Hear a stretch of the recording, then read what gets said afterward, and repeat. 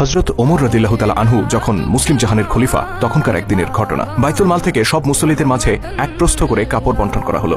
অন্য সবার মতো আমিরুল মুমিনিন হযরত ওমর রাদিয়াল্লাহু তাআলা আনহুও পেলেন এক প্রস্থ কাপড়। কিন্তু সমস্যা দেখা দিল যখন মুসল্লিরা এই কাপড় দিয়ে জামা প্রস্তুত করতে গেলেন। তারা দেখলেন একজন প্রাপ্তবয়স্ক মানুষের জন্য একটি জামা তৈরি করতে যতটুকু কাপড় লাগে সেই তুলনায় তারা কাপড় কম পেয়েছেন। তারা বেশ মনক্ষুণ্ণ হলেন, কিন্তু এটা নিয়ে প্রতিবাদ করার কোনো সুযোগ ছিল না। কেননা বাইতুল মালে যতটুকু কাপড় ছিল তা সবার মাঝে সমভাবে বণ্টন করতে গিয়ে প্রত্যেকের ভাগে যতটুকু বরাদ্দ হয়েছে তাদেরকে ঠিক ততটুকুই দেয়া হয়েছে, কাউকে কম বা বেশি দেয়া হয়নি। ফলে বিষয়টি নিয়ে মুসল্লিদের মাঝে দুঃখ থাকলেও কোনো ক্ষোভ ছিল না। কিন্তু বিপত্তি বাধে শুক্রবার জুমার দিনে, যখন খলিফা ওমর রাদিয়াল্লাহু তাআলা আনহু নতুন জামা পরে মসজিদে নববীতে এলেন। মুসল্লিরা লক্ষ্য করলেন তাদের সবার কাপড় আটসাট হলেও খলিফার গায়ে পরিহিত নতুন জামাটি বেশ বড়সড়। তারা বুঝলেন এক প্রস্থ কাপড় দিয়ে এত বড় জামা প্রস্তুত করা সম্ভব নয়, এখানে অন্তত দুই প্রস্থ কাপড় লেগেছে। কেউ কেউ ধারণা করলেন হয়তো খলিফা নিজের প্রয়োজন মেটাতে বাইতুল মাল থেকে অতিরিক্ত কাপড় নিয়েছেন। বিষয়টি নিয়ে অনেকের মাঝে চাপা ক্ষোভ সৃষ্টি হলো। অতঃপর যথাসময়ে মিম্বরে দাঁড়ালেন আমিরুল মুমিনিন ওমর রাদিয়াল্লাহু তাআলা আনহু। উদ্দেশ্য ছিল মুসল্লিদের উদ্দেশ্যে ভাষণ প্রদান করা। মুসলিম খলিফারা তাদের খুতবায় মুসল্লিদেরকে সৎ কাজের আদেশ আর অন্যায় থেকে বিরত থাকার উপদেশ দিতেন।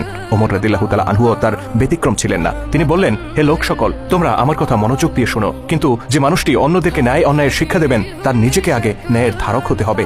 নিজে ন্যায়পরায়ণ হলে তবেই তিনি অন্যদেরকে নসিহত করতে পারেন। খলিফার কথা শুনে উপস্থিত ক্ষুব্ধ মুসল্লিদের একজন দাঁড়িয়ে গেলেন আর বললেন, আমাদেরকে নসিহত করার আগে আপনাকে একটি প্রশ্নের উত্তর দিতে হবে। খলিফা বললেন, কি প্রশ্ন তোমার? লোকটি ক্ষোভের সাথে বললেন, আমাদের জন্য বাইতুল মাল থেকে এক প্রস্থ করে কাপড় দেওয়া হয়েছে যা জামা তৈরির জন্য যথেষ্ট নয়। আমাদের সবার জামা ছোট হয়েছে, কিন্তু আমরা দেখতে পাচ্ছি আপনার নতুন জামাটি বেশ বড়সড়। আপনি নিশ্চয়ই বাইতুল মাল থেকে অতিরিক্ত জামা নিয়েছেন এবং নিজের চাহিদা মোতাবেক জামা তৈরি করেছেন। খলিফা বললেন,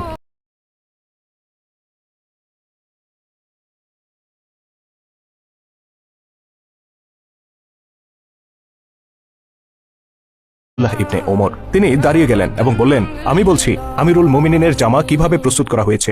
তিনি বহু বছর ধরে তালিযুক্ত কাপড় পরে আসছেন। খলিফা হিসেবে দায়িত্ব নেওয়ার পরও তিনি বেশভূষা পরিবর্তন করেননি।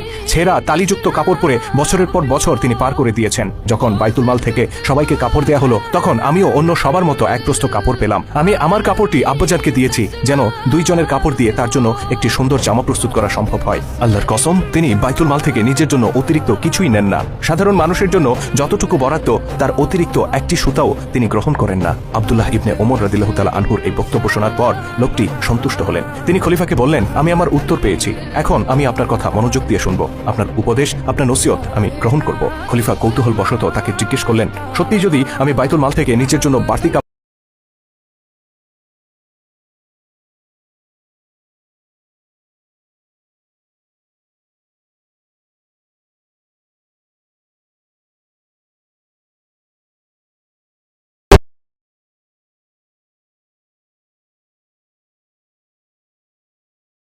তা ঘটল না, বরং সবাইকে অবাক করে দিয়ে মুসলিম জাহানের খলিফা আল্লাহর দরবারে শুকরিয়া আদায় করলেন। তিনি বললেন, আলহামদুলিল্লাহ, যে ওমরের ভয়ে সারা দুনিয়া তটস্থ, সেই ওমরকে সুশাসন প্রতিষ্ঠার স্বার্থে তলোয়ারের ভয় দেখানোর মতো মুসলিমের অভাব নেই। তিনি ওই মুসল্লির প্রশংসা করে বললেন, যতদিন এই উম্মতের মাঝে তোমার মতো লোকেরা থাকবে ততদিন আমি ওমর নিশ্চিত যে আমার হাত দিয়ে কোনো অন্যায় কাজ করা সম্ভব হবে না। এই ছিল আল্লাহর ৭০ দিন প্রতিষ্ঠার ফলাফল।